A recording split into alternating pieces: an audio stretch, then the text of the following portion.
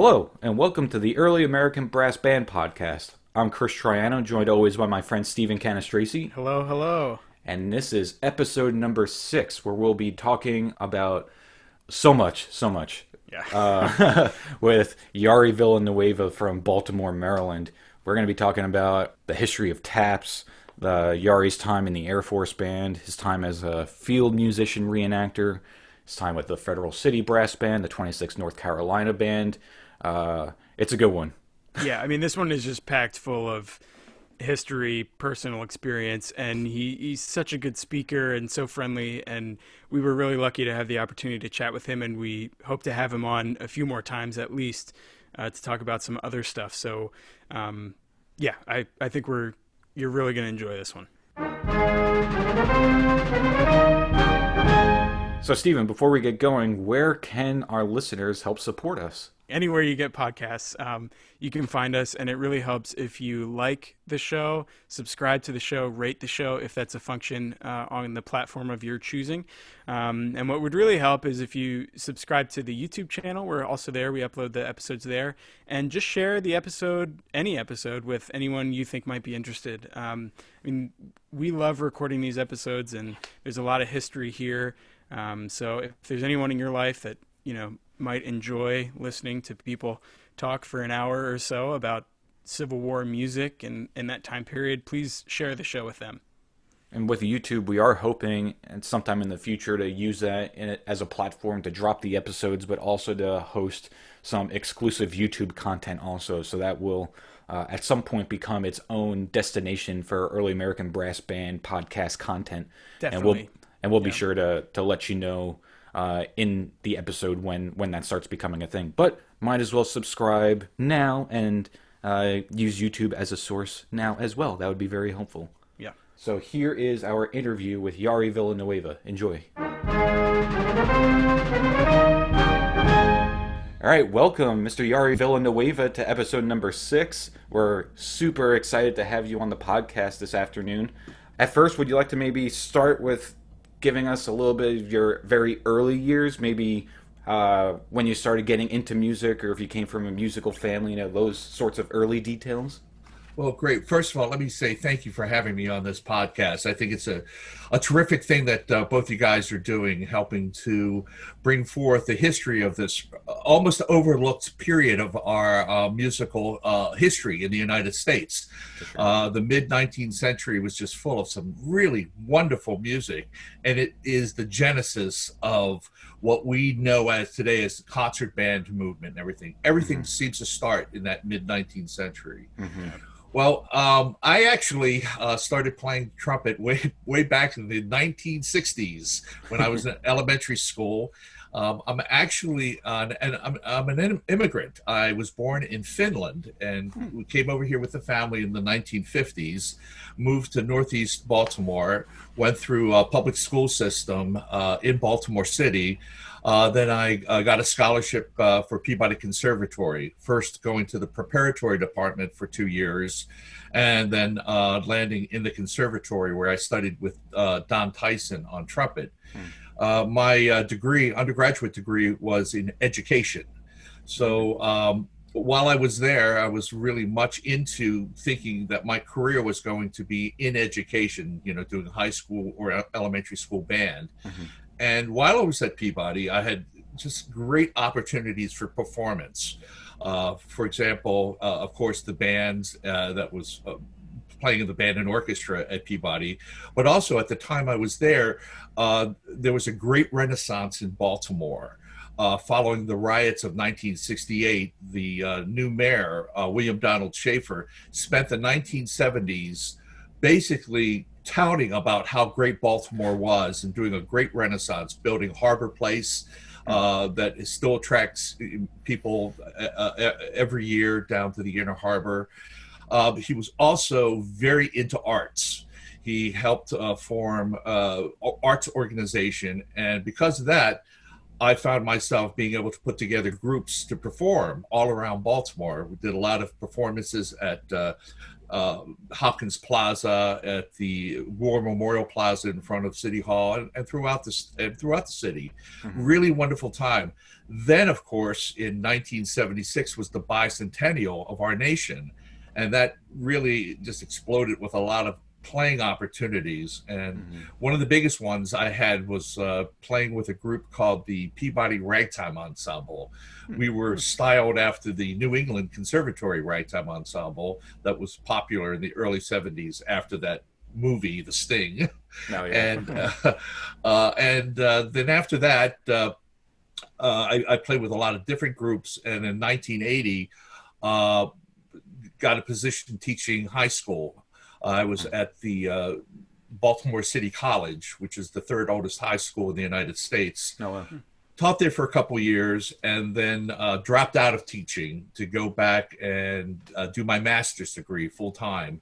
And I traveled to Kent State University, where I spent 1 year working on my master's. Really terrific experience.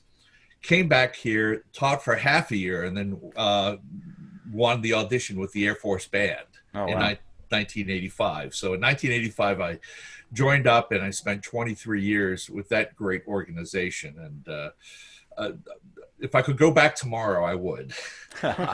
Was that audition for the ceremonial brass, or was that for the concert band?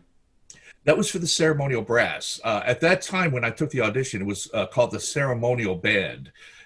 In the early 80s, they still had woodwinds in that group. Oh, wow. And as 1984 and 85 approached, they decided to eliminate the woodwinds out of that group, make a brass group, and rename it the ceremonial brass. Gotcha. However, for big ceremonies like parades and arrival ceremonies, they would add the woodwind section from the concert band.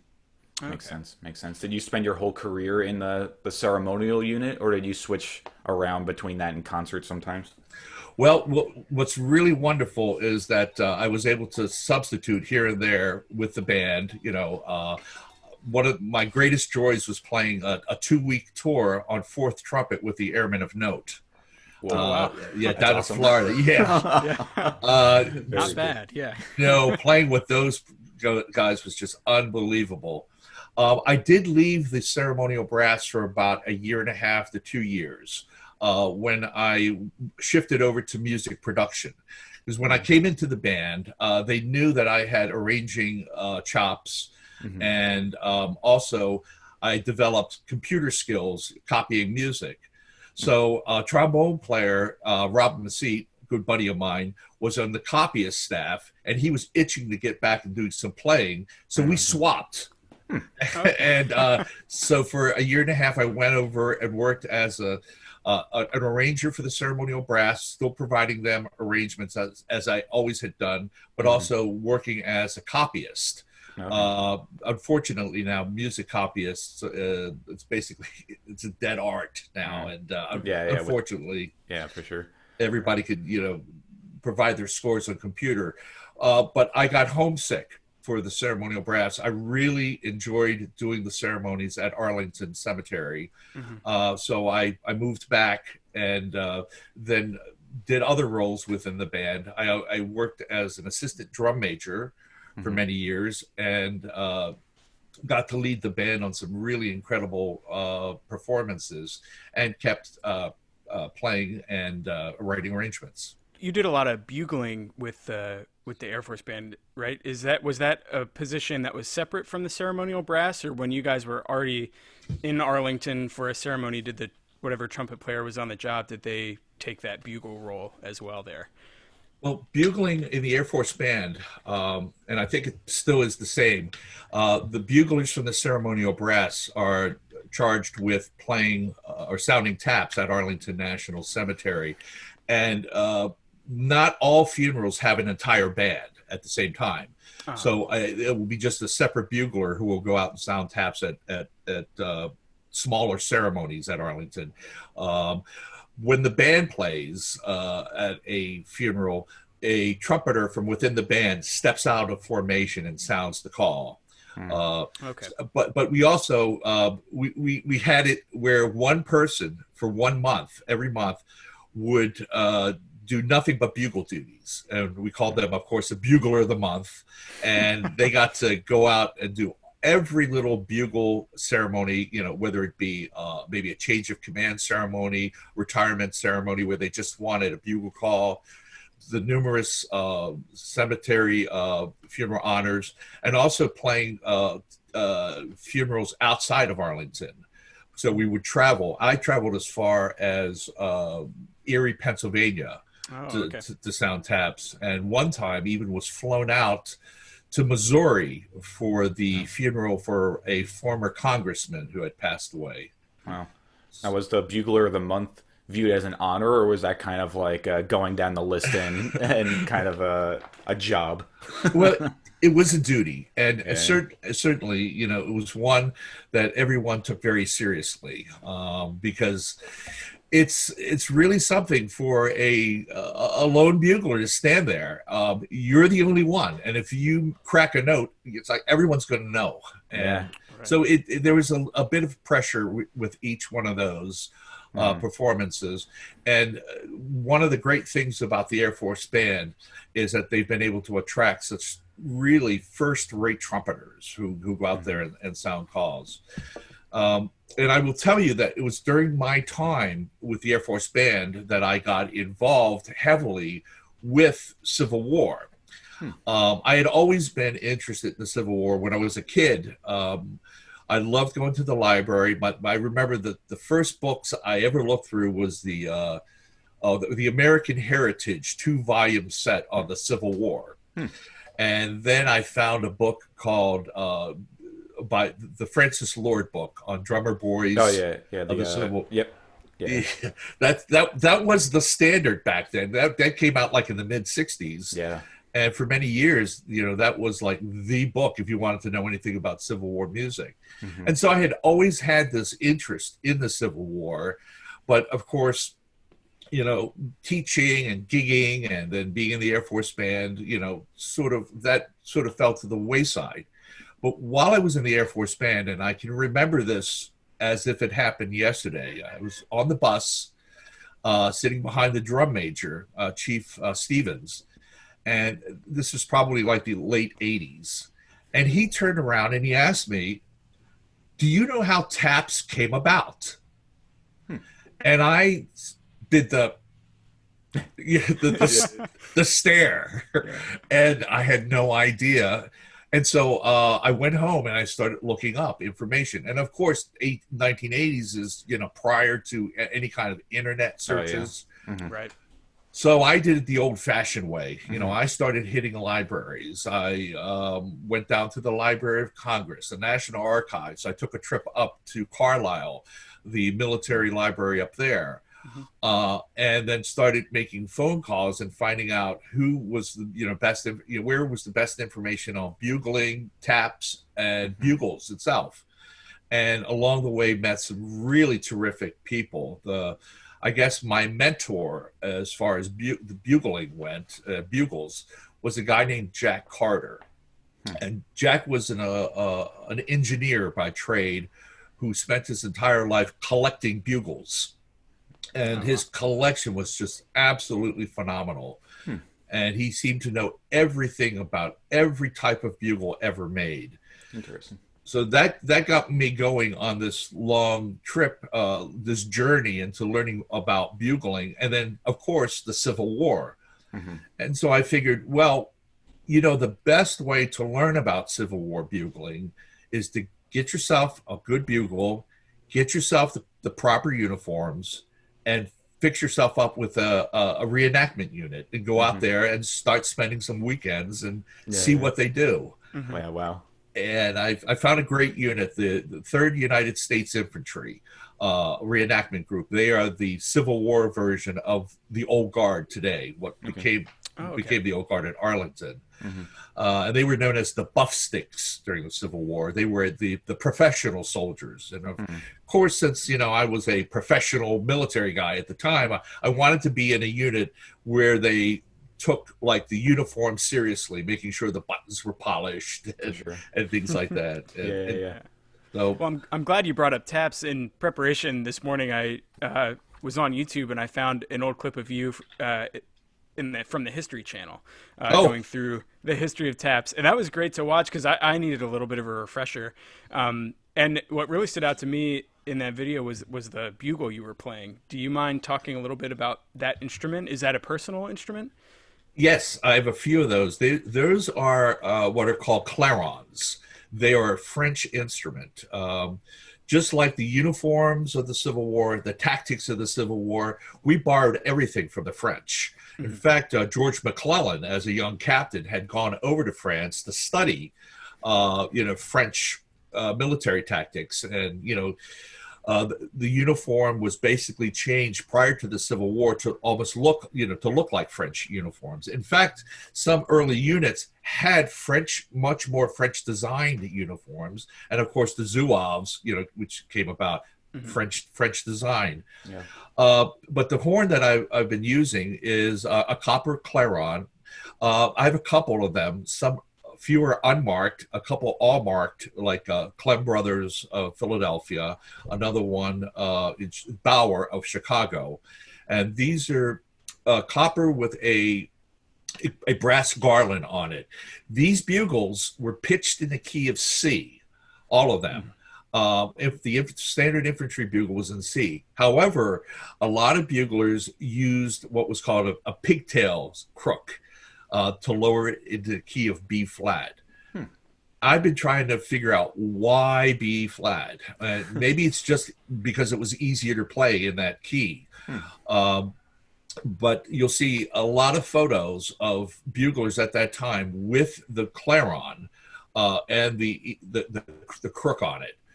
Now, those were the instruments used in the infantry. The cavalry used trumpets, and that, of course, brings us to a huge, misunderstanding about bugling and bugles during the Civil War, and even goes on to this day. There's a difference between bugles and trumpets. And unfortunately, when you say trumpet to somebody, they automatically think of the three-valved modern trumpet. Not the natural trumpet that was used as far back as the Baroque orchestras and stuff. And of course, those instruments, as we all know, can only play certain notes, and they were usually played in symphonies with fanfare type of articulations, usually with the timpani. And that's how it was with the cavalry, the same type of thing. You can only play so many different notes. And the trumpet was pitched in a lower key than the infantry bugle. Cavalry trumpets were usually pitched in F or E flat, lower. But as time went on, you would find cavalry buglers using the B flat horn. So it becomes very difficult to tell the difference. But if you look at the music at the time, trumpet music and bugle music are two different things, completely two different things. The trumpet music is usually written an octave lower.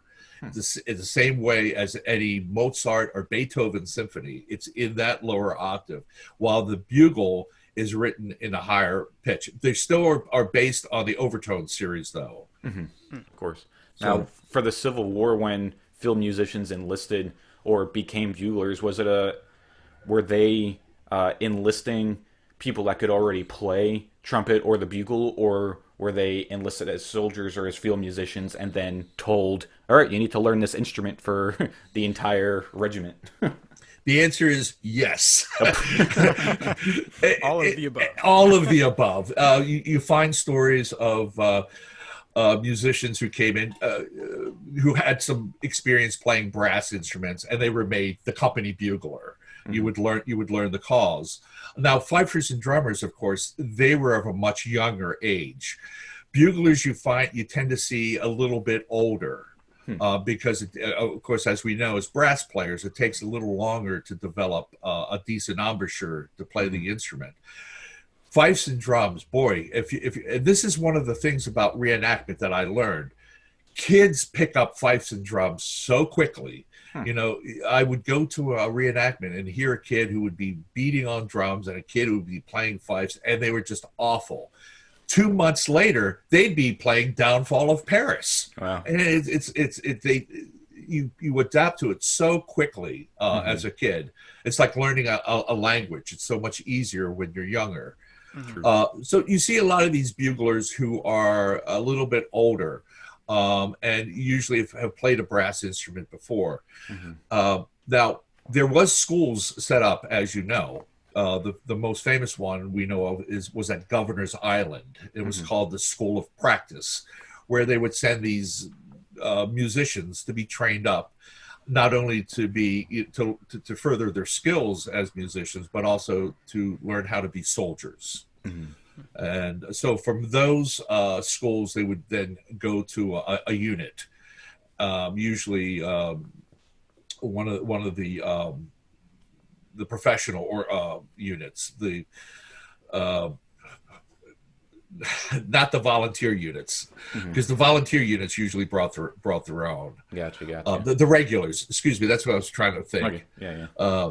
But you'd have guys like, for example, Oliver Wilcox Norton was the bugler with the 83rd Pennsylvania, and he probably had some experience playing as a young man, but came in as a bugler with Company G of the 83rd. He was not only a bugler, but he also picked up a musket at times, because he writes about it in his books how during a battle he had a musket shot out from between his hands, not once but twice. Yikes. Yeah, and he is the guy who we recognize as being the first bugler ever to sound taps. But did he write it, or did somebody give it to him to read? Another great story. Yeah. Well, taps has such a very interesting origin to it. There's always been some sort of lights out signal in the military, usually something that was beaten on drums. And as we have to remember, the call for the lights out, to go to sleep, to turn off their lights, usually followed the last roll call of the day, which was called tattoo. And in the military, back then, of course, the military loved to take roll calls, and there would be 3 official roll calls of the day. The first one would happen at reveille. If you've ever been to a Civil War event, you hear reveille being sounded on the bugle, and then you hear this long concert by the fifes and drums as they play what's called the 3 camps. That's to give the soldiers enough time to fall in on the company streets and the roll be taken.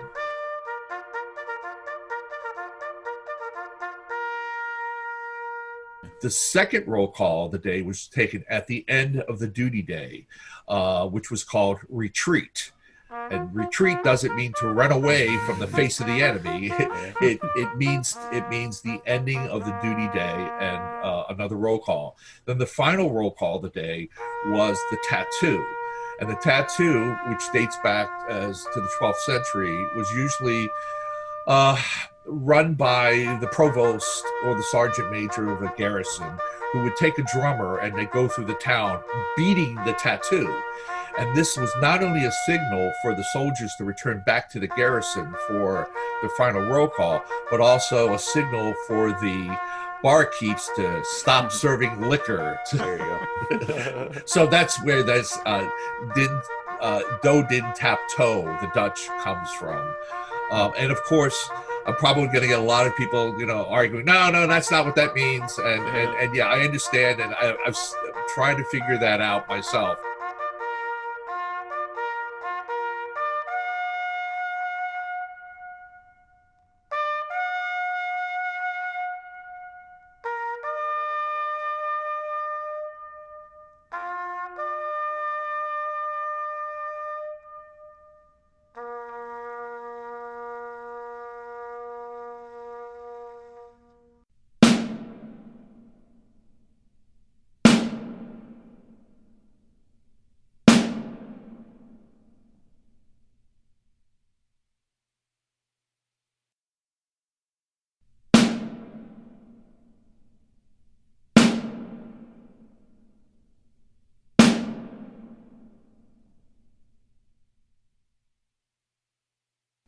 after the last roll call, there would be a signal for lights out. Mm-hmm.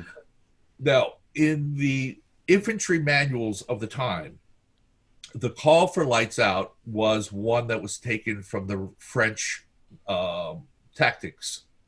Now, as I mentioned before, we borrowed everything from the French, which is we have a very interesting history of borrowing things throughout our military history. Mm-hmm. During the American Revolution, we really didn't have any kind of set calls in our book. So by the end of the Revolution, we were using calls and signals based from the English. Okay. Mm-hmm. Then that switched to the French after 1812. We got a little tiff with the English again. So we decided to use French based signals. Mm-hmm. So if you would look at a military tactics book from 1860 and turn to the bugle calls, then open a French manual tactics of the same period, you will notice they are the same exact bugle calls.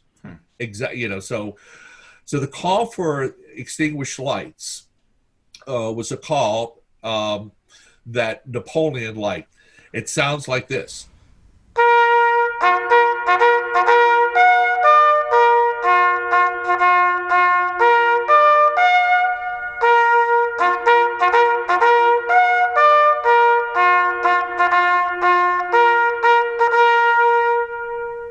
Now, that call, it turns out, was Napoleon's favorite bugle call. And Napoleon even had a school of music and a training school for buglers. Well, and just for anyone who says, I recognize that call, well, it's the first part of today's tattoo that we use in the military. So the old extinguished lights, the French call, is the first part of our new tattoo. And by the way, this is where it gets all confusing. So anyway, it usually was followed by the beating of a drum 3 times. Tap, tap, tap. That was the drum signal also for lights out. And soldiers started calling that, of course, drum taps. And if you read diaries of soldiers, there's one like at VMI who got demerits in 1840 for being out after taps, and they're not referring to the bugle call that we know today. They're referring to the drum beat.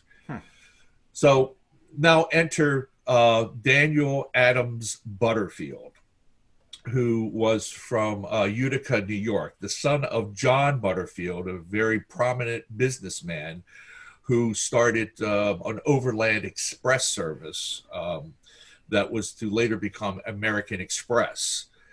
He was quite prominent in Utica, very rich, very famous for the time. He sent his son off to Schenectady. That's a hard thing to say. I apologize to my friends in New York, but hard to spell too. Yes, but Union College, and the reason for him going off to Union College is that young Daniel was a bit of a scamp, not a good kid, and there had been rumors that he had been involved with an arson where 2 people had been killed. And so when the trial came up, he was one of the people being accused on this, but Daddy was able to get him out of town. And unfortunately, at least one of the other guys was actually hanged for the crime. So Daniel went off to Union College and then went off to see the world, and then came back to New York, where he enlisted in the 12th New York Militia. Mm-hmm. And rose to the rank of colonel. Through his political connections, he becomes a general officer. And his big claim to fame at the beginning of the Civil War is that he is the first general officer across the bridge from Washington into Virginia when the Civil War starts. He has a brigade. It's the third Brigade, 1st Division, 5th Army Corps, that he's in charge of, known as Butterfield's Brigade. They are involved with several battles. He's also a bit of a musician too. He's a bugler, and in fact, Oliver Wilcox Norton, who's in the 83rd Pennsylvania, I mentioned him before. By the way, the 83rd is part of that brigade, so that's the connection. Gotcha. Okay. He even writes about Butterfield like picking up the bugle and sounding the charge at battles. So he knew that that he was a good bugler. Anyway, fast forward to 1862, the summer. The 5th Corps is on the shores of the James River, south of Richmond, after the 7 days battle, where they almost took Richmond, but not quite. And they're there for the entire month, for July into August of 1862. 100,000 men camped along the river near Berkeley Plantation, also Harrison's Landing, named after a signer of the Declaration of Independence and future president of the United States. So every night, of course, the regulation call is heard, and Butterfield doesn't like it. And he decides he's going to change it. So he gets the brigade bugler, who is Oliver Wilcox Norton. Even though he's with the 83rd, he's risen up to the rank of brigade bugler, which is kind of a nice deal for him because you get to ride a horse. So whatever happens in that tent, and you hear so many variations. Butterfield whistled the tune to him, wrote it down on a piece of paper. But he talks about it, how they changed some notes here, lengthening some, shortening others here and there. But whatever, he goes out that evening and sounds the call for the first time. There's 24 notes that we're familiar with. The next day, buglers from other regiments, brigades, find him and say, "What was that?" And he says, "It's the new call that the general asked me to play." And everybody asks for a copy of the music, and pretty soon everyone's playing it.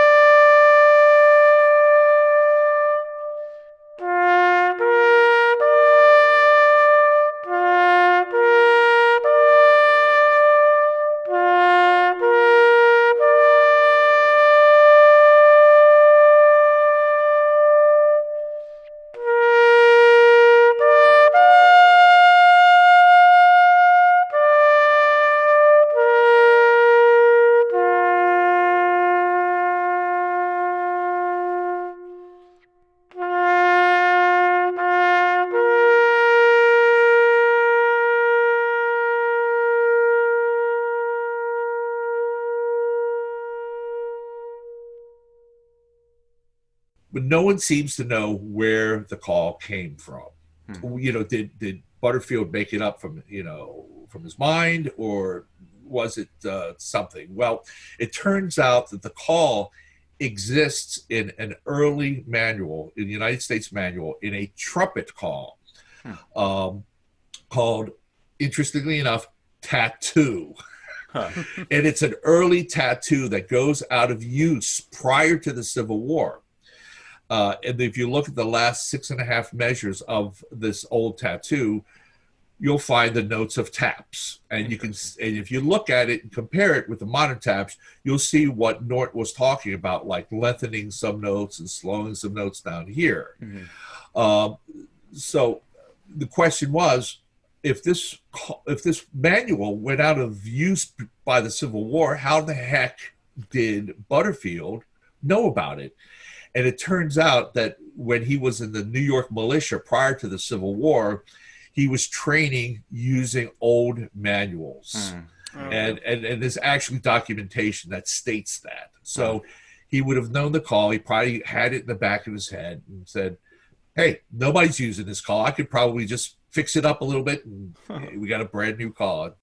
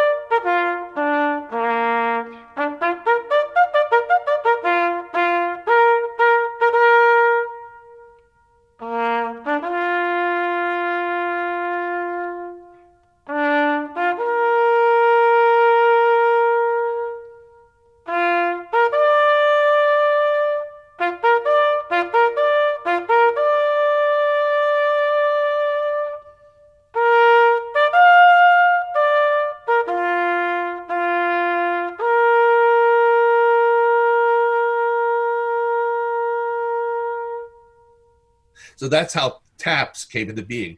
It taps has no meaning. It's not an acronym for anything. It's not some strange language for tattoo. It's not a derivation of Dodin tapto. What it is that the word evolves from those 3 drum beats I'd mentioned before, because the soldiers would naturally call it drum taps. In fact, I think there's a book called Drum Taps about a Civil War experience, a soldier's experience. So when the bugle call takes over playing for the 3 drum taps, soldiers naturally start calling it taps. There you go. So that's how it becomes. Long answer to this. Yeah, no, it's great. Yeah, it's important to know for sure. Yeah, and we know it primarily as it relates to its function in a funeral setting. And Right. I remember that History Channel video you mentioned that came about out of necessity for a funeral for a cannon, an artillery soldier, and they didn't want to give their position away by doing the cannon volleys. Is that pretty much established as how that happened? Yes. John Thibault was the captain with I think it was the 3rd United States Artillery. And he had ordered, when it was the death of a cannoneer, that instead of the 3 rifle volleys, and by the way, rifle volleys have always been used to signal as a customary signal at a funeral. And that signal itself predates back into antiquity, where people would shout the name of the person or deceased 3 times above the grave. This is that magical 3 number. So every time when I hear, a gun salute being referred to as a 24 gun salute, I sort of bite my lip. Yeah, what they really mean is the 3 volley salute. So anyway, John Thibault decided to forego the 3 volley salute and just ordered the bugler to sound taps instead. Now, what's important to realize is that taps is the only bugle call that has a dual purpose in our military. It was originally set as a call to go to sleep, lights out. And it still remains that way at every United States military base throughout the world at either 9:30, 10 o'clock, or 10:30, depending on the commander of the base. Taps is sounded. That is the last call of the day. But it also has a dual purpose as being the final musical honor at a military funeral. And I just also have talked about this in an article I wrote called Taps in the day of COVID-19, because we're seeing more and more buglers who are going out every evening at 7 o'clock on their front porch and sounding taps. Taps over the years has become transcended the military. People remember being at summer camp. If you were at Interlochen as a musician, you probably heard taps being sounded every evening. They had buglers who were part of that program. Girl Scouts and Boy Scouts, picked up the call. It would be sounded at the end of fraternal organization meetings. So it's become more than a military call. But bottom line, it is an honor that is reserved for our military personnel, those who've served honorably in uniform. Right. The call itself, after the Civil War, after John Thibault asks his bugler to sound taps, the call is used more and more at funerals services. That by the end of the Civil War, it's done unofficially. As the years went on after the Civil War, there were more and more memorial services. People were erecting statues all over the country. There'd be wreath layings at cemeteries. In 1868, we have our first official Memorial Day commemoration, which was called Decoration Day back then, at Arlington National Cemetery. I've been trying to find out if taps was sounded at that ceremony, and looking through all the records with that ceremony, I can't find. But we do know that later on it was. So now, if you look in the Army books, the Army manuals of 1870 and 1880, they have the call for extinguished lights. They finally get away from that French piece, and they insert the music to taps. But they don't call it taps. And the only reference to it is for lights out. So unofficially, it's played at funerals. Finally, in 1891, this is how long it takes the Army to do it. In 1891, in the manual, the Army manual, it finally changes the title to taps, with the explanation that the call is to be sounded after the firing of the 3 volleys. So that's the first official recognition of it. Even though it does appear in some private manuals ahead of time, the military doesn't officially recognize it until 1891. And then from there, it just has become our national song of remembrance. In fact, it took another, oh my goodness, 100 and some years before we got Congress to recognize it as our national song of remembrance. Through the efforts of a few people, for the 150th anniversary of TAPS, we lobbied Congress to ask them to have it codified as a national song of remembrance, which they finally did in 2014. Oh wow! So the only sad part about that is that they didn't put in the protocols for it, which I had really hoped they would, like what to do, because people still ask, when I hear taps, what do I do? Yeah. Do I stand up? Do I salute? Do I face the music? What do I do? What's the answer to that? The answer is quite easy. You treat it the same way as you would the national anthem. So if you're in uniform, you would salute. If you're not, you can put your hand over your heart. If you hear it from a distance, you will turn and face toward the music. And that's for at military funerals or memorial services. In the evening, when it's sounded as a call to go to sleep, there is no real protocol required. Unless you're really gung-ho and want to salute. That's okay. And I will tell you that at Arlington, it's taken quite seriously. If I was with the honor guard waiting for our funeral to arrive, and we'd be standing around in a group talking and stuff, and then we'd hear 3 volleys go off in taps, everything would cease. Every member would turn towards the music and go to a salute. So that it's important, that honor is made. Yeah, for sure. So as a fan and student of history, all growing up, you were able to combine that love of history and your duty as an airman, as a ceremonial bugler, to get into Civil War reenacting as a field musician. So then at what point did you transition or develop the hobby, as well as researching Civil War brass bands and then kind of getting that playing kind of all together? Well, that's a wonderful question. I did a lot of going to events almost every weekend during the summer for years until about the year 2000. And I had heard some really wonderful recordings by groups like the Americus Brass, the Saxons Cornet Band, the Wildcat Band. And I was thinking, wow, it would be really terrific to start doing something like this. Being a field musician was wonderful. But, playing brass band music, it would seem like right up my line since I was, a trumpet player. Yeah. So I reached out I bought Mark Elrod's book. Of course. Of course, everyone has Mark Elrod's book. And so I reached out to him, and he wrote back, and we started a very good association, very good close relationship with him, and formed the Federal City Brass Band. Mm-hmm.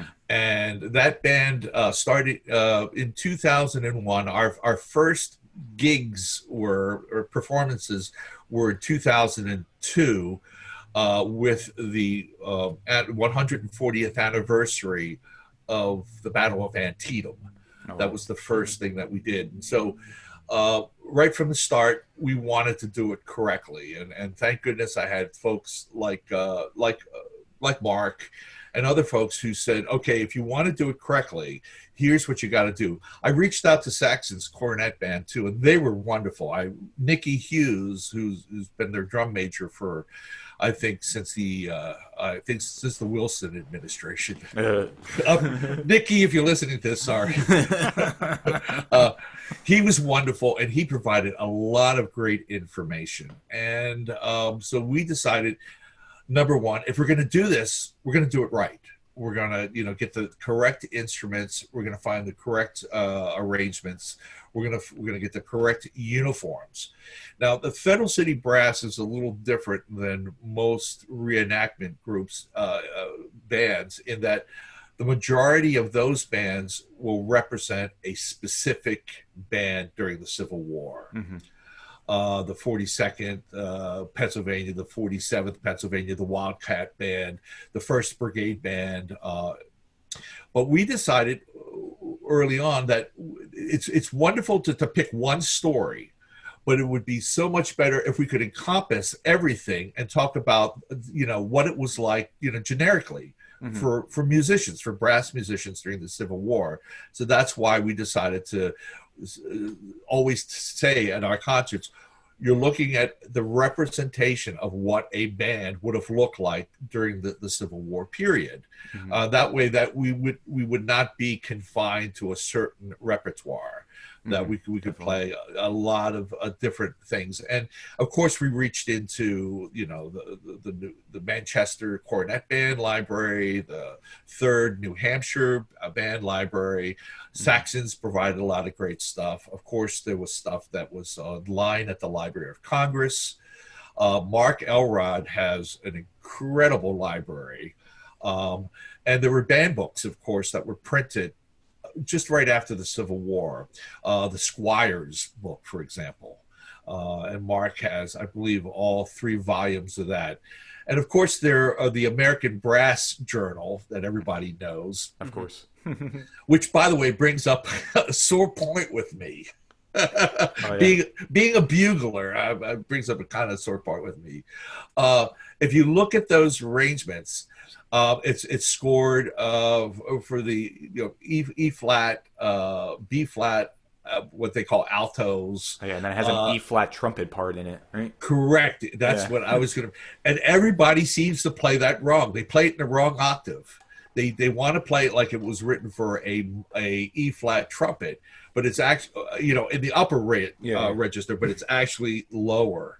So it's like an E flat alto kind of range. Yes, and it's a trumpet part. Yeah, interesting. so I've heard a couple recordings where people I'm always listening like, what is that part sticking out? Yeah. And it's always the E flat played in the wrong octave. So, gotcha. But that was the book that was used by bands across the country. It was a wonderful resource, and the unfortunate thing about that is that there was no scores for that book. Yeah. But Paul Mayberry, who's another great resource, I'm sure his name has been mentioned here before. Definitely. Paul actually did a full score of that.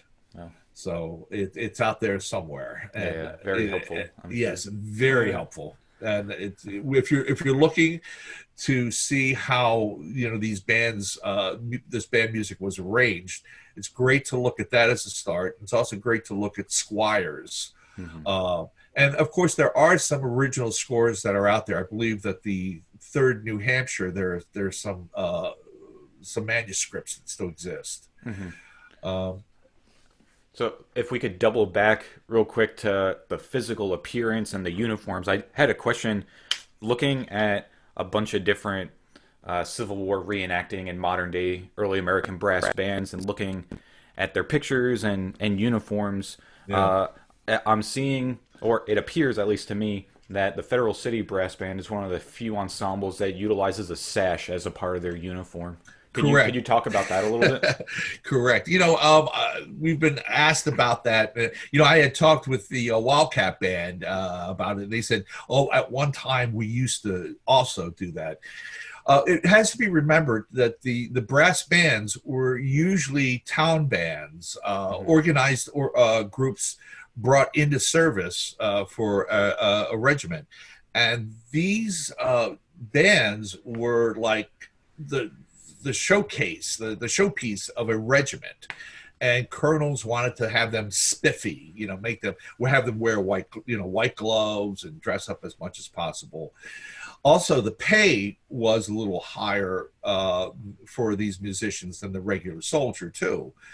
So the idea that we had with having the sash was to distinguish them from regular soldiers. That if someone saw that they were wearing a sash, they could say it's either an officer or a band.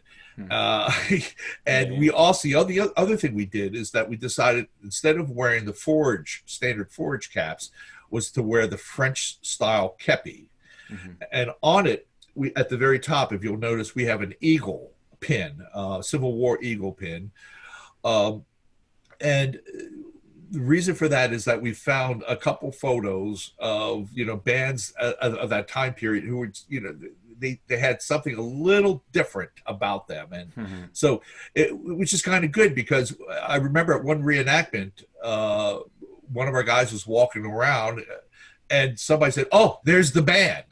Because they recognized that he had a hat pin and was wearing a sash. Oh, the band's here. Yeah, there you go. So, it's one of those things. It can be uncomfortable for guys too, because they, don't like to wear those sashes all the time. And if we really wanted to go the full Monty, we'd also wear musician swords, which were authorized for bandsmen. And in fact, we did do that at a couple times. But it's very tough, and can be awkward if you have a sword and trying to play a brass instrument. So, when we do that, when showcasing the band. Gotcha. That makes sense. Yeah, and along those same lines, the horns you use with the Federal City Brass Band are all period mouthpieces, correct? Correct. That's one of the things that distinguishes us from a lot of other groups, in that we try to be as authentic as possible with the instruments. Of course, a lot of these cornets, I have to be very honest about it, these Boston front-belled rotary valve are 1865, 1866, 1867 vintage. But, it's close enough. Yeah, close enough. Where we're not going to be bringing in, 1890s, 1900s cornets, piston valves. So we try to do that. The other important thing with the band is the use of mouthpieces. We encourage everyone, and I always do, use an authentic mouthpiece of the time. I have difficulties with people who use modern, Bach mouthpieces, unfortunately, because it gives a completely different sound to the instrument. It's a much brighter sound. Even if it's a cornet mouthpiece, you're still going to get a different tonal quality. And people have always noticed, when the band plays, they wonder, why is it so dark sounding? It sounds like French. It's because we're playing on original instruments. That's the way it would have sounded at that time. Of course, using instruments, especially in the field. And I'll tell you, one of the great things about the Federal City Brass is that we did a lot of reenactments. We actually went out there and spent, the weekend, set up a camp, did drills. We had morning roll calls. Oh, the guys love that. And we would play for parades, and then in the evening we would go over to officers' mess and play a serenade for them, just like they did back then. We tried to make it as authentic as possible, and it's very tough. What I was going to say is it's very tough with these instruments, because when you're out in the field, they break down. Fortunately, besides the music and the uniforms and the horns, we've had great people in the Federal City Brass. Folks like Jeff Stockham, Don Johnson, Brian Canner, and those two guys, by the way, those last two, Don and Brian, were members of a natural trumpet group. So they had some very good background with that. Jeff is a great collector. We've had people like Armin Bowers, who was not really into Civil War when it started, but is now one of the best drum repair guys in the country for Civil War drums. He learned so much. So we have guys like him. We worked with John Bionars, who wrote 2 terrific volumes on Civil War bands. And these are books about the bands after the order went to disband 2/3. He went to he spent years in the National Archives researching and found the listing of bands that existed that no one knew about. Yeah. And I have both of those books. It's pretty incredible, the amount of research. And you think 2 books, but these are like yes. 3 inches thick each. You know, they're hefty. It's incredible. He's got a lot more information. And what he did was like one of these things that people like, why didn't I think of this? He went to the pension records. Pension records are full of so much information. You know, you can find out where these guys were, what they did, because a lot of these were filed, you know, years after the Civil War. So you can find out quite a bit. And as a favor to me, he picked up the pension records for Oliver Wilcox Norton. Very cool. Yeah, very, very cool. What happened is that his wife, after his death, filed for the like $20, $50 widows. She was a millionaire. You know, because he when he died, he was a millionaire, but she filed for that pension because because why not, right? Yeah, exactly. Why not? It's there. That's right. Yeah. And then still in terms of the instruments, you guys are, you know, a very well known, but not also like a growing ensemble. I know that you guys kind of have a fair number of musicians that play for you. Are the instruments owned by the Federal City Brass Band? Are they your personal collection? Is it people playing on their own instruments? How does that work? Once again, that question is yes. Yeah. A little bit of everything. Another guy in the group, Dana Shopper, who is a retired funeral director, he has spent his life finding instruments and then fixing them up. So he has a large collection. So he helps provide instruments to anyone who needs them. Mark Elrod has been really terrific about loaning instruments. Jeff Stockham's instrument inventory is huge. Jeff also runs a band up in New York, the Excelsior Brass Band, and so he supplies all the instruments for his group. So when we have a group and someone doesn't own their own instrument, most of the guys do, but occasionally we'll have somebody who comes in who doesn't. We're able to fix them up with a horn, and we never want to get into a situation where we don't have a proper instrument, mainly because the intonation is just going to cause havoc, because you can't play a modern instrument in that band with the high pitched. That's where we're at with our group now in Fairfax. We have 2 period cornets, and then we have a tuba and some alto horns that are like early 1900s, and then everything else is on modern horns, and we spend basically every rehearsal just trying to find A with each other. It's very difficult. It reminds me of an unfortunate recording of a group, and no names here, of course. They had also a mixture of instruments, both modern and original, but they didn't bother to try and go either way with the intonation. So the alto horn is really a whole half step sharp through the entire recording. Yikes. It's painful to listen to, but unfortunately that's what they had. Now I know I believe VMI also has a set of instruments. Yes, they do. Yep, a double set as the story goes, because they had Rob Stewart. They commissioned Rob Stewart to make a set for them. I think of like 5 or 6 instruments, and somehow the order got doubled. Huh. Yeah, Interesting. it might be interesting for you to contact Rob and have him come on and talk about him, Oh yeah, about definitely. his. He and Mark Metzler have been like two of the guys, the go-to guys for repair of instruments. I know I sent him my B flat cornet, Mark Metzler, to Hmm. be fixed up, and I've also sent work out to Rob Stewart. Just wonderful thing, artists, Yeah, of course, and their own collections and everything. Yeah, they're a lot to be able to talk about with those guys as well. So we're looking forward to hopefully being able to pick their brains on all this type of stuff also. That's great. Well, and of course, the Federal City Brass, as I mentioned before, does the representation of a standard band in the Union Army.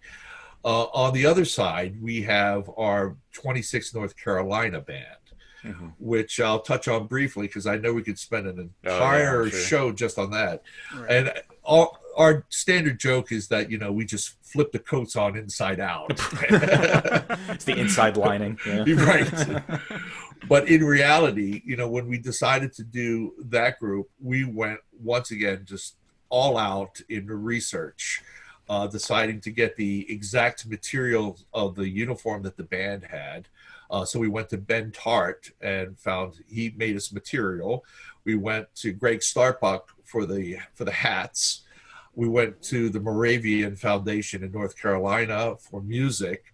Mhm. We went to Harry Hall's book for information about what the band was and what they did and everything. And that band, the 26th North Carolina, is probably the only Confederate band that we know of that has a real history because they kept diaries. Mhm.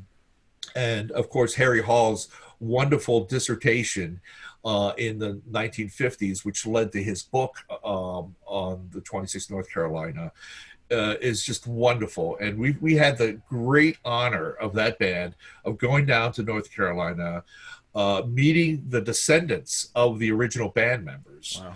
playing at the graves of the band. They're all buried in the cemetery in Salem, Mhm. close by each other. They lived, they played, and they all died close together. Yeah. It's Wow. an amazing thing, a true band of brothers. Hmm. And then I had a nice little relationship, mailing relationship with Harry Hall, and he was just terrific. And in fact, just the other day, I got a photograph from one of the descendants of another picture of Sam Mickey, who was the Mhm. leader of that band. Oh wow. So our decision to go with that was to make sure if we were going to represent one band, that's the band we wanted to do because Yeah. it's Yeah. just a wonderful story. And there's so many great tales about what they did. Yeah. I'm in the middle of reading that book currently. Actually, yeah, it's incredible stuff.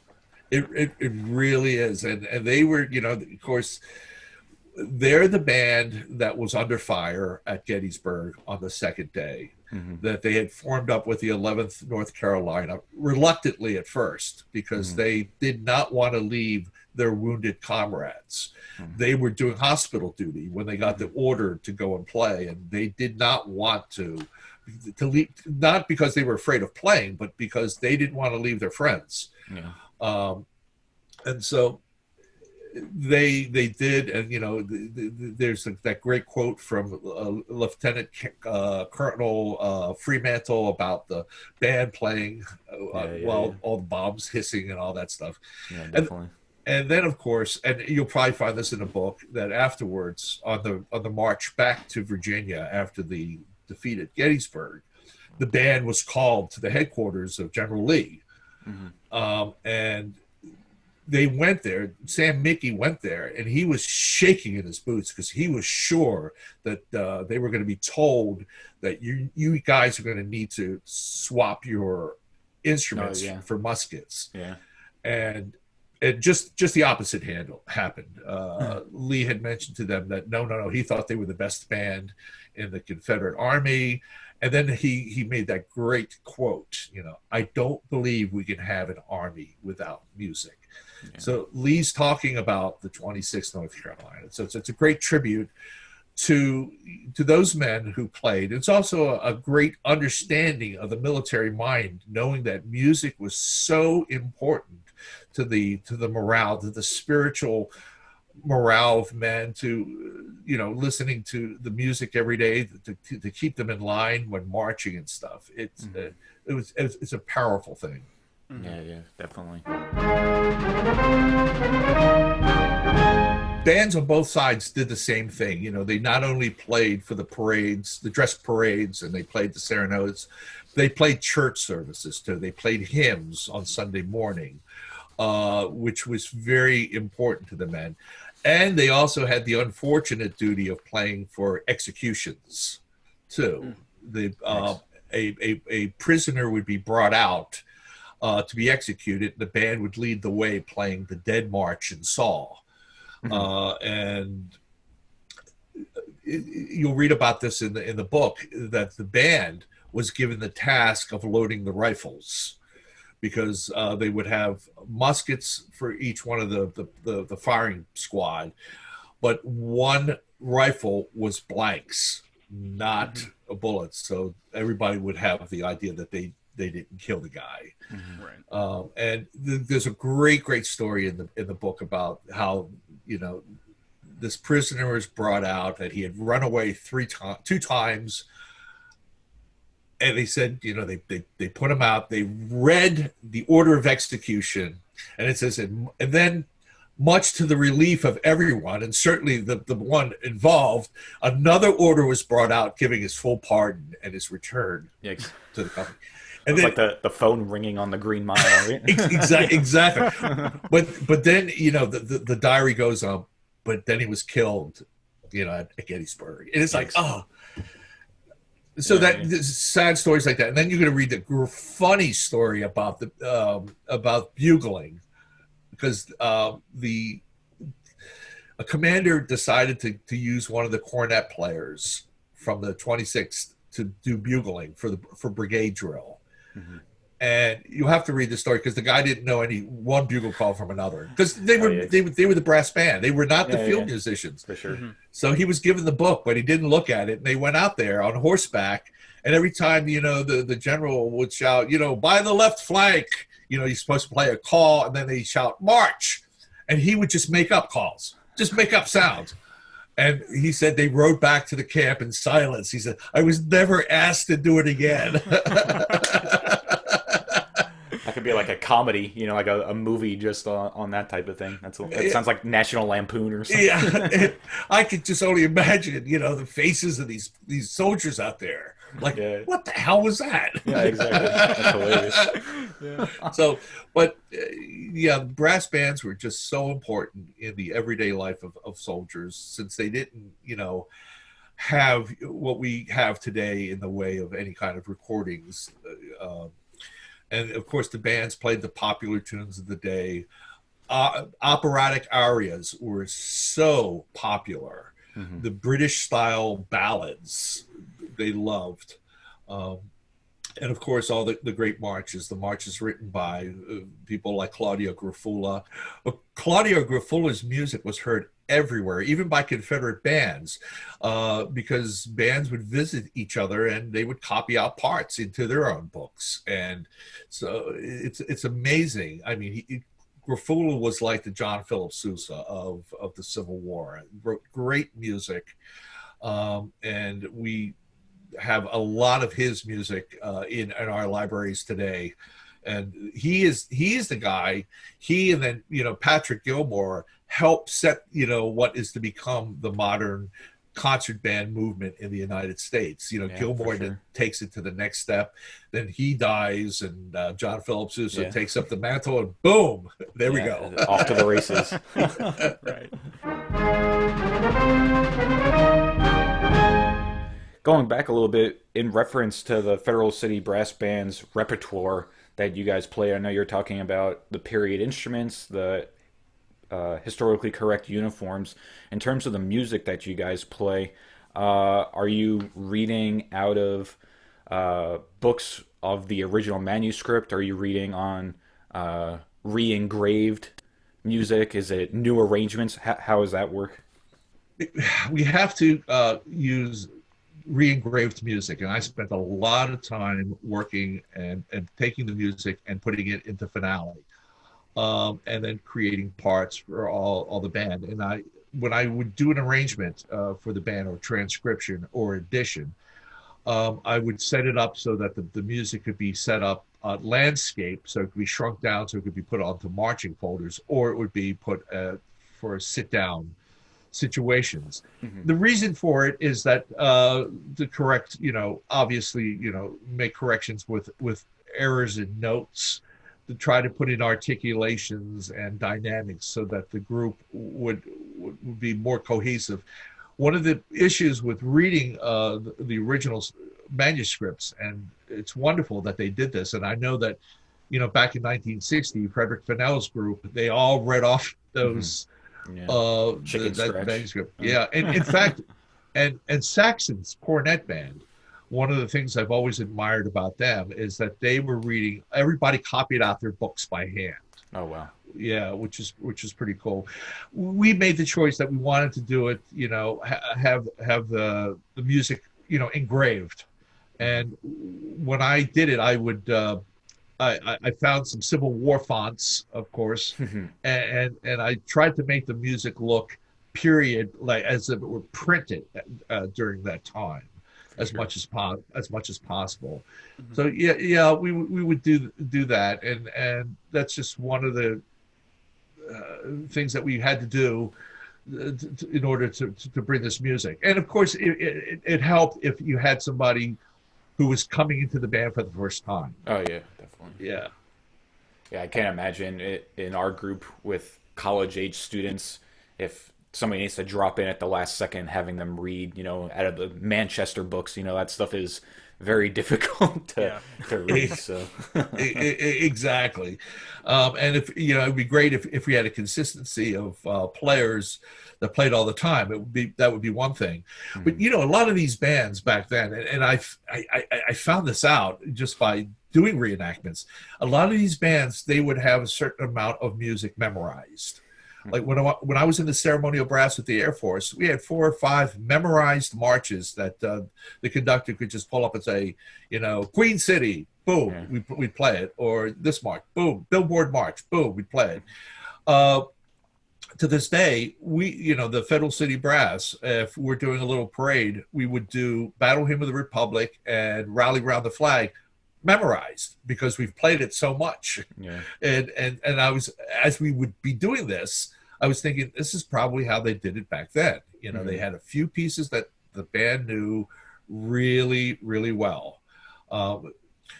So the music has always been, an important part. And of course, trying to make sure that we didn't arrange the music in modern style. Mm-hmm.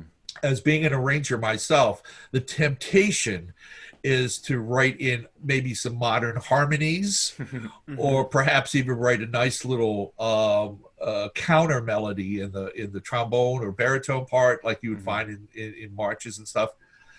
A lot of these things are very simplistic. The E flat cornet player had the bulk of the work to do with the melody all the way through. The B flat cornets in support. The altos and the tenors providing the off beats, and the basses, the B flat basses and the E flat basses providing, the downbeats, the foundation of the chord. So the simplistic, arrangements, by today's standards for a lot of these arrangements, until you look at some of the big opera arrangements that were done back then, and oh my gosh, what really wonderful stuff!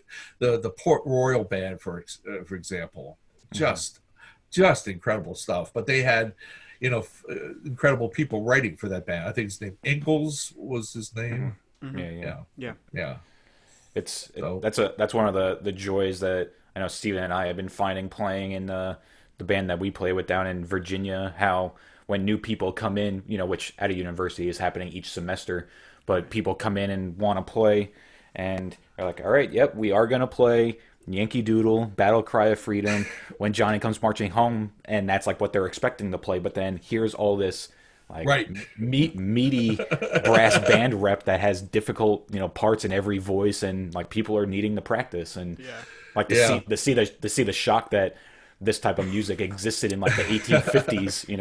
It's pretty it's entertaining to go through you'll that read through it process. the first time, and you get that classic lean in to the Right. stance when the music gets really hard. It's like, oh no, gotta get closer. Yeah. I usually just covered my eyes, There you go. But Yeah. yeah, you bring up such a good point about the standard pieces. Everybody expects certain Battle Hymn of the Republic, Rally Around the Flag, Red, White, and Blue, and those are at the top of any list of pieces that people bands need to have. Mhm. It's like going and seeing a Dixie Bland band play, and they got to play When the Saints Go Marching Yeah, of In. course. It's Yeah, like definitely. okay, all right, yeah, we play it. Yeah, it's funny you mentioned Queen City, that march with the Air Force Band. That's been on the two most recent euphonium auditions for the ceremonial brass. So Chris and I have the intro and the first strain memorized. Excellent. What was on the list? Yes. Yeah. Yeah, that's Uh, been one of the standards in that band. Right. Still is. And of course, just in case they ask, the answer is Cincinnati. Cincinnati, Ohio. Yep. Right? Oh, okay. Good to know. That's the Yeah, that's the Queen City. that's the Yeah. Queen City. I'll write that on the excerpt next time there's an audition. It's written on top of my copy. Nice. Okay. Well, I wrote it in there. I did a quick Google search. Yeah. Did the research. Doubling back for a second with the Federal City Brass Band, I have a question with your experience there that I kind of like to pick some brains about. Sure. Over the course of the time that you've been running the group, granted you guys existed before the 150th, and now we're on the other side of that hill. In terms of audience receptiveness, or maybe in just attendance in general to certain types of these events, have you noticed any type of correlation or any not to lead the question, but any increased hostilities by any chance? If you're referring to the certain music that's to be performed and uniforms, times have changed. Our perceptions, have changed, and I like to think of, what we do, especially when we wear the uniforms of the 26th North Carolina, is that we're talking about music. We're talking about these men who were, by the way, they were Moravians from the Moravian community of North Carolina, who were interested in doing one thing. They were interested in serving what they considered their country. None of them owned slaves. They were all They were all shopkeepers, bookbinders, tinsmiths within Salem, North Carolina. I think performing this music in its proper context is important, but we've gotten to the point now in our culture where it's very difficult to do that, and unfortunately, that's sad because.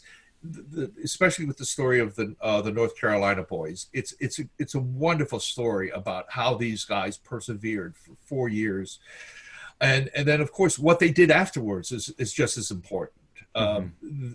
After the war, these guys, well, towards the end of the war, they were captured by Union forces and spent 3 months in a prisoner of war camp, but they came back and they went on living their lives, helping to put this country back together.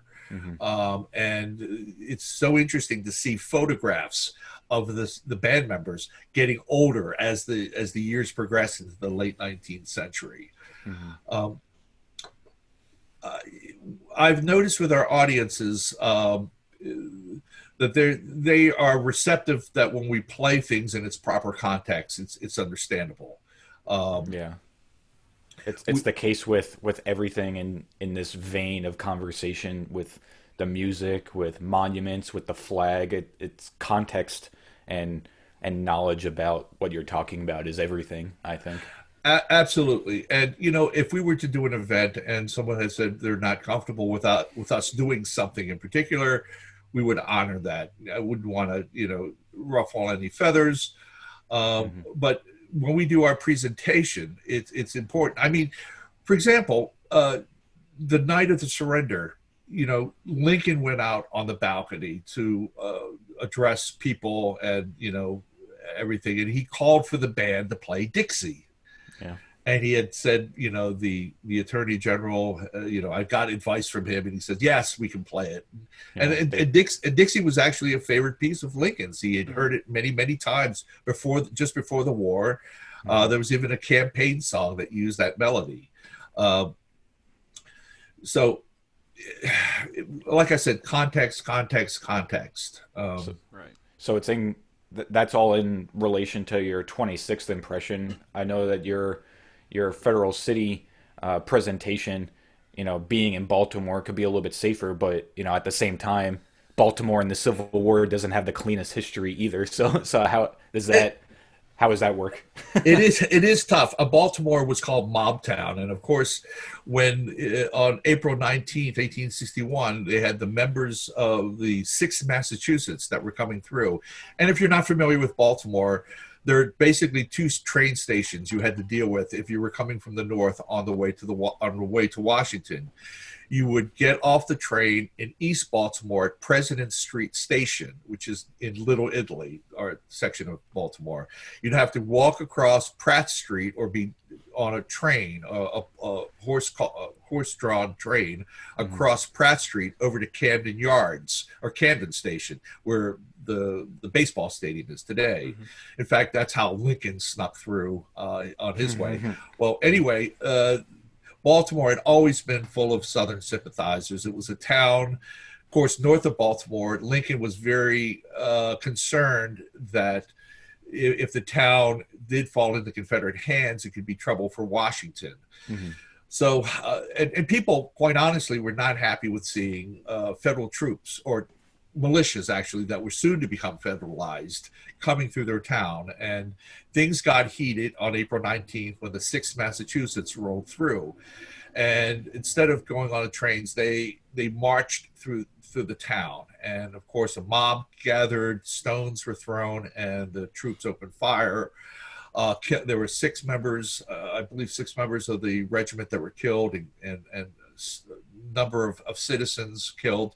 The band, by the way, refused to get off the train. Smart. I was gonna say they had a feeling, maybe. They were I forget the name of the band, but they were a professional band that was hired by the 6th Massachusetts, and they were to become the regimental band. But they turned around and went back to Boston. They probably said, I don't think so. For sure. So they didn't come back. Now, of course, Lincoln answers that by stationing federal troops up on on Federal Hill, which is a hill that overlooks the harbor. And if you go there today, you'll still see cannons that are trained on downtown Baltimore. And they sent troops up there to set up a fort, which became Fort Federal Hill for the rest of the war. And the first commander of those troops up there was a feisty general by the name of Benjamin Butler, who was to go on to infamy during the Civil War for hanging somebody for desecrating a U.S. flag.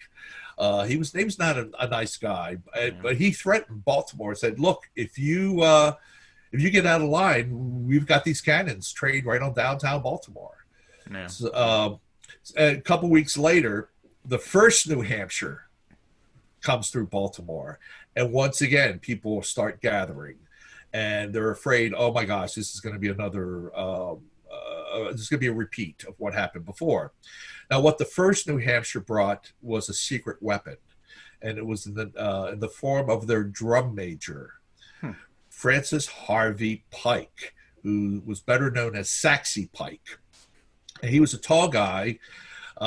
He had a special baton that was given to him, especially by the governor of New Hampshire. And he led his band in front of the troops, struck up Yankee Doodle, swung his arms with his baton, and the crowds parted. They couldn't believe what the hell's going on. Yeah, His band's playing Yankee Doodle, and they made it safely through the town. Yeah, wow. Thanks to Saxy. Yeah, leave it to the band. Exactly. There you go. Leave it to the band. Very good. All right. Well, Jari, I think we're gonna start wrapping it up there. But Okay. but before we call it, would you? Are there any upcoming? Well, right now with the health crisis, performances, but not quite. Any research or CDs or anything that you would like to highlight right now? Absolutely. Well, thank you so much for the opportunity. First of all, this weekend was supposed to be very busy for us. We had a concert scheduled down in Southern Maryland, and we were also set to play for the reopening of Arlington House at Arlington National Cemetery. The Lee Mansion has been undergoing reconstruction. They keep doing this every so many years, and they keep asking us to come back to play for the reopening. There you go. Which is wonderful. And unfortunately, that's all been postponed for the time being. So we hope that comes back. And of course, the band always participates in the Remembrance Day up in Gettysburg. And your band should come up and do that. It's quite a nice thing to do. And the parade is nice and everything, but what we do is at 4:00 in the afternoon of Remembrance Day, we go up on a little round top, and all the brass players from all different bands gather together, and we play some marches first, and then we spend some time paying homage, to the boys of '61.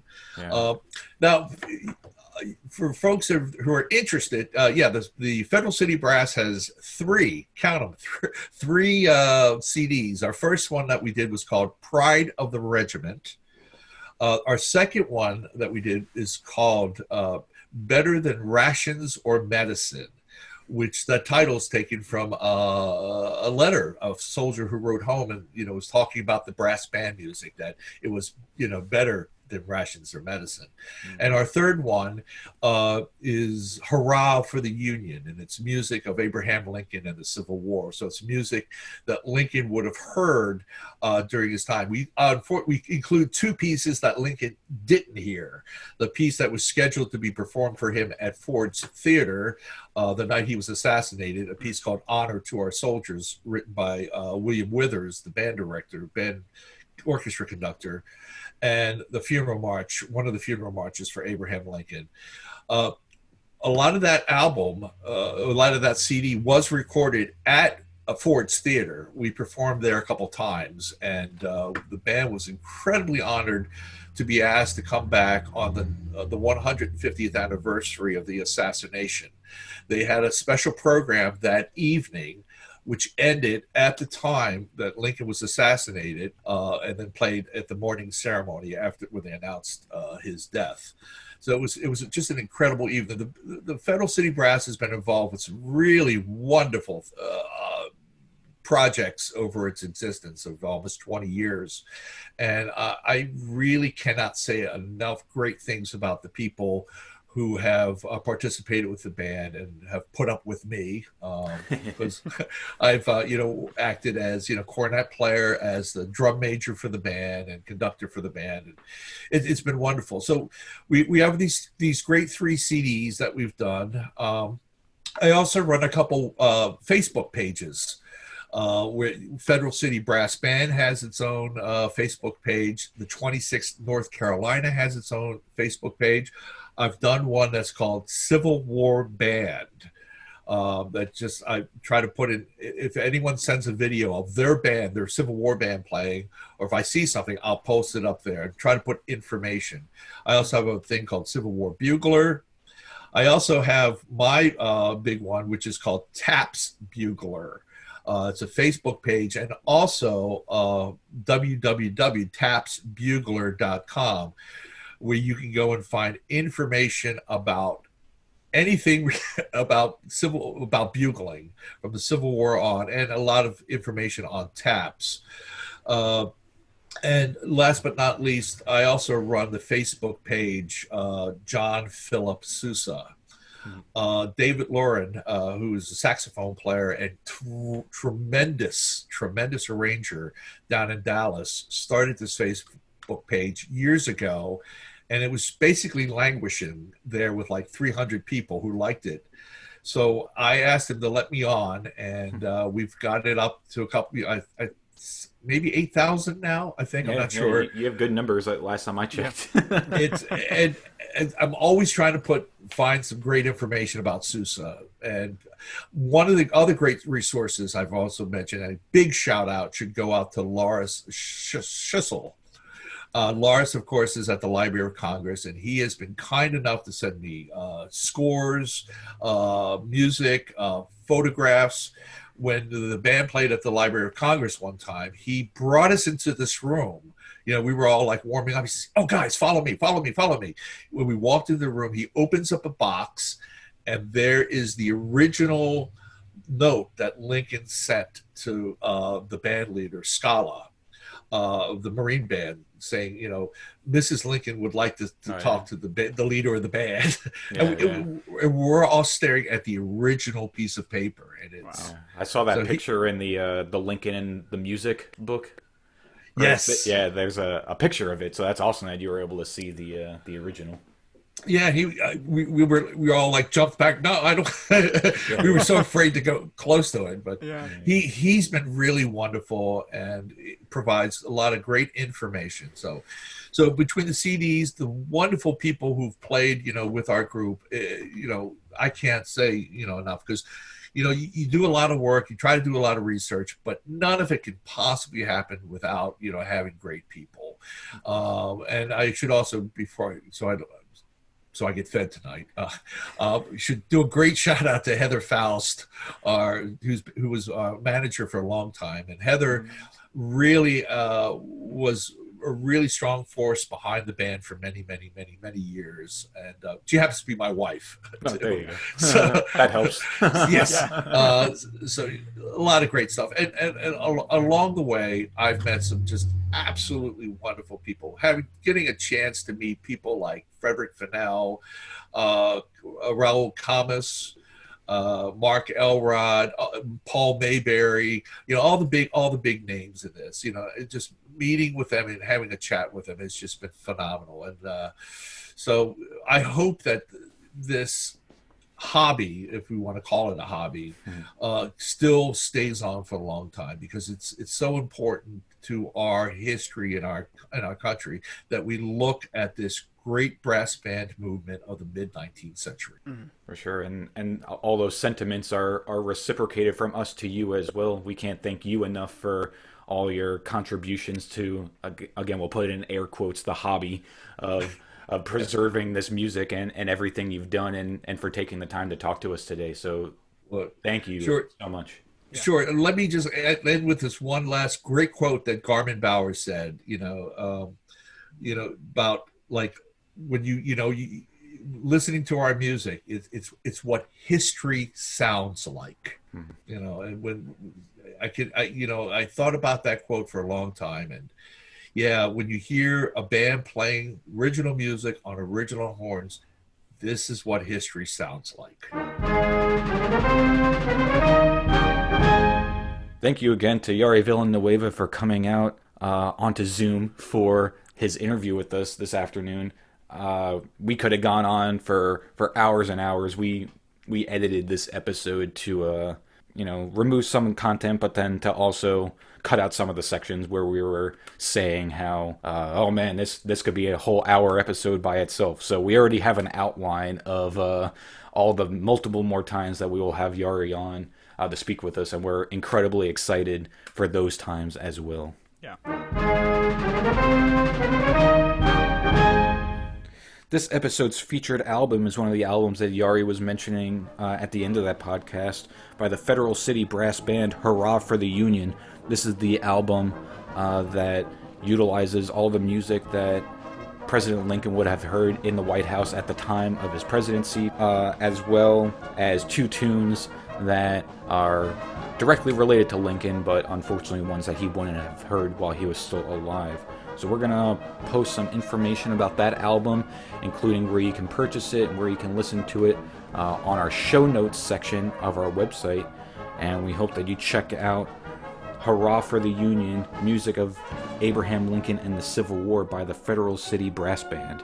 Yeah, and be sure to check out the show notes on our website. That's eabbpodcast.com. And if you have any suggestions for us or want to get in touch with us, you can do that on Facebook.